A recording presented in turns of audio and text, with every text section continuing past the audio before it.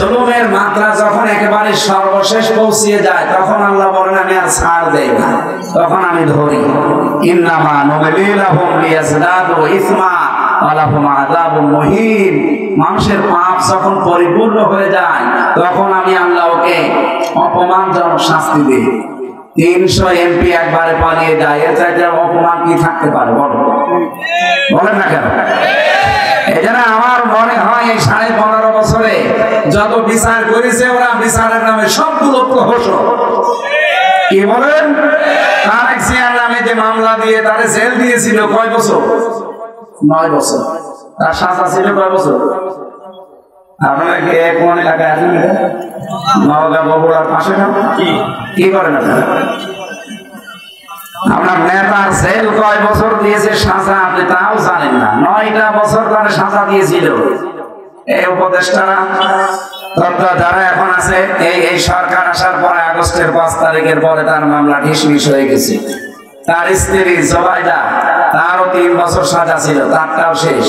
খালেদা জিয়াটাও শেষ। হাসিনা চা করেছিল সরকার সব উল্টিয়ে দিচ্ছে, শুধু একজন আছে এখন একে মাঝার নিছে। লুৎফুজ্জামান বাবরকে যদি 17 বছর পরে, তার তো মার্ডার মামলা, তার তো ফাঁসি, আর আমার পাশে ঢুকেছিল। তারে যদি আপনি ছেড়ে দেন, গিয়াসউদ্দিন মামুন তারেক জিয়ার বন্ধু, তারে 17 বছর পরে ছেড়ে দিবেন। এই লোকটা কি অপরাধ করেছে? এও তো হাসিনার হিংসা শিকার। আমরা চাই কালকে ওনার রায় আছে, উনি যেন মুক্ত জীবনে ফিরে আসতে পারে। হয়তো আমিরে জামাত যা বলেছে না, মুখের কথা না, ওটা আমাদের মনের কথা। দেশ শেষে উলটপালট হয়ে যাবে। আর বাংলাদেশে এমন কোন জেল নেই যেখানে 3 কোটি মানুষ রাখা যায়। কালকে যদি ওনার রায় আপনারা উল্টা পাল্টা করেন না, 3 কোটি মানুষকে একদিনে জেলে নিয়ে যাওয়া লাগবে। রাখবেন কোথায়? বাংলাদেশে যত জেল আছে সব মিলে 1,10,000 মানুষ রাখা যায়, এর উপরে রাখা যায় না। মানুষ থাকবে কত কালকে?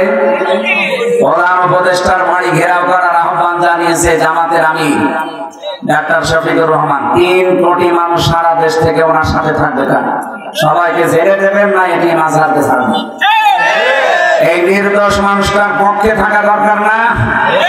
কত মানুষ বলেছে না ওনার সাজা হয়েছে, ওনারে ছাড়া যাবে না। আরে শয়তান, তারেক জিয়ারও তো সাজা হয়েছিল, ছেড়ে দিলেন কেন? তার এই মামলা থেকে অব্যাহতি দিয়েছেন কোন কারণে? লুৎফুজ্জামান বাবরের তো সাজা হয়েছিল, তারে ছেড়ে দিলেন কোন কারণে? হাসিনার শিকার ছাড়া তাদেরকে যদি ছেড়ে দেওয়া হয়, ওনার মামলায় যারা সাক্ষী দিয়েছিল, কেউ 6 মাইল দূর থেকে, কেউ 3 মাইল দূর থেকে, কেউ 1.5 মাইল দূর থেকে, একটা সাক্ষী হলো। মামলার বাদী যে সে পালিয়েছে হাসিনা, মামলার যে প্রসিকিউটর সে পালিয়েছে, বিচারপতি পালিয়েছে, আইও পালিয়েছে, যে সাক্ষী সে পালিয়েছে, কিচ্ছু নেই। তাহলে উনি থাকবে কেন? ওনার 14 বছর জীবন থেকে নষ্ট করে দিলেন, এইটাই তো ফেরত দেওয়া সম্ভব না।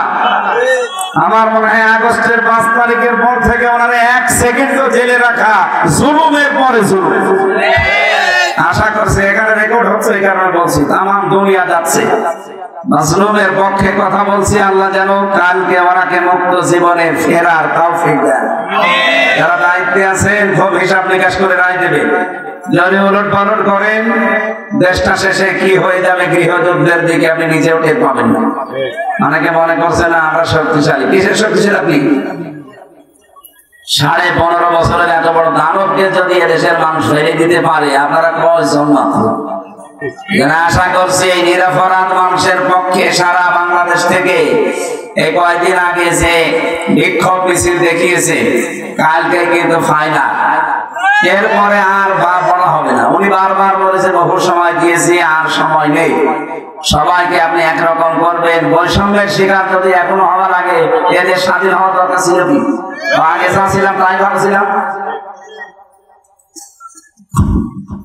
27টা ষড়যন্ত্র যদি সব শেষ হয়ে যায়, কালকের এই ষড়যন্ত্রটাও নিঃশেষ হবে ইনশাআল্লাহ।